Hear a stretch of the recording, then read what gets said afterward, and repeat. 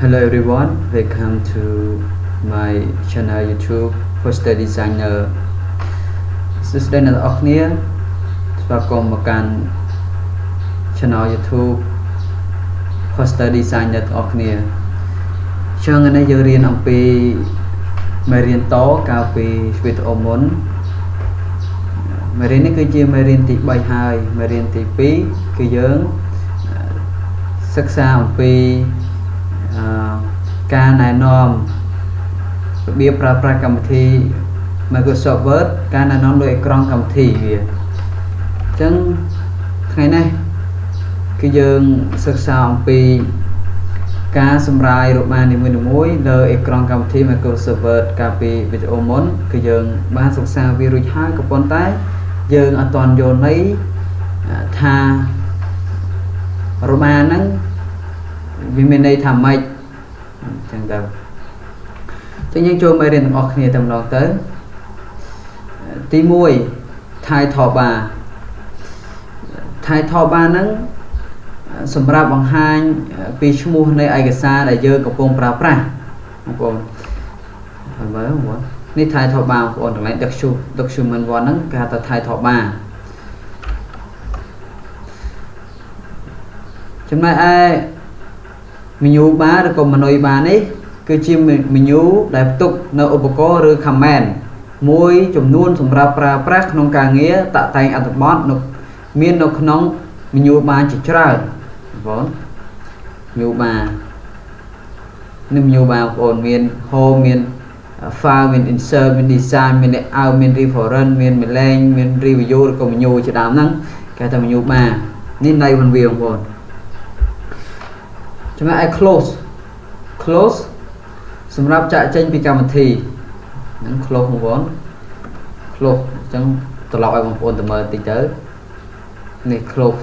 នៅកន្លែងសញ្ញាខ្វាញ់ហ្នឹងហៅថា close ចំណែកឯ minimize គឺសម្រាប់បំបត្តិផ្ទាំងកម្មវិធីសម្រាប់បំបត្តិផ្ទាំងកម្មវិធីមិនបងប្អូននេះ minimize បងប្អូនបំបត្តិផ្ទាំងប៉ុន្តែនៅក្នុងលក្ខខណ្ឌហ្នឹងបំបត្តិផ្ទាំងកម្មវិធីគឺវាមិនមែនជាការចុចបិទនោះទេវាគ្រាន់តែការលាក់ប៉ុណ្ណោះលាក់ឲ្យវាចំមកក្រោមបំបត្តិកុំឲ្យឃើញតែប៉ុណ្ណោះចំណែកមួយទៀត restore សម្រាប់បង្រួញផ្ទាំងកម្មវិធីឲ្យតូច restore ហ្នឹងគឺវាមិនដូច close នឹង minimize ទេ restore គឺយើងរបៀបថាចុះបងរបៀបថាមើលចុចមកនេះ restore នេះ restore របៀបថាអញ្ចឹងបងប្អូននេះពេលយើងចុចវាទៅវាមិនមែនបាត់ទេគឺវានៅបែបហ្នឹងឲ្យតូចអត់ឲ្យពេញផ្ទៃនៅអេក្រង់ផងយើងទេ computer ផងយើងទេអញ្ចឹងចុចមកវិញមកហើយនឹងហៅថា restore ចំណែកឯមួយទៀតគឺ scroll bar សម្រាប់រង្កើមើលអត្ថបទពីលើចុះក្រោមពីឆ្វេងទៅស្ដាំនៅក្នុង scroll bar នោះទៀតសោតគឺវាមាន2ទៀតវាមាន vertical scroll bar សម្រាប់រង្កើអត្ថបទពីលើចុះក្រោមនឹងទី1ទី2 horizontal scroll bar សម្រាប់រង្កើអត្ថបទពីឆ្វេងទៅស្ដាំអញ្ចឹងបងប្អូន scroll bar នេះពីលើចុះមកក្រោម horizontal scroll bar ចំណែកនេះ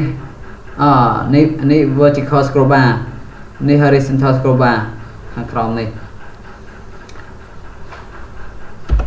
អញ្ចឹងមេរៀនផងយើងក៏ចប់តែប៉ុណ្្នឹងដែរក៏ប៉ុន្តែមេរៀនក្រោយយើងនឹងត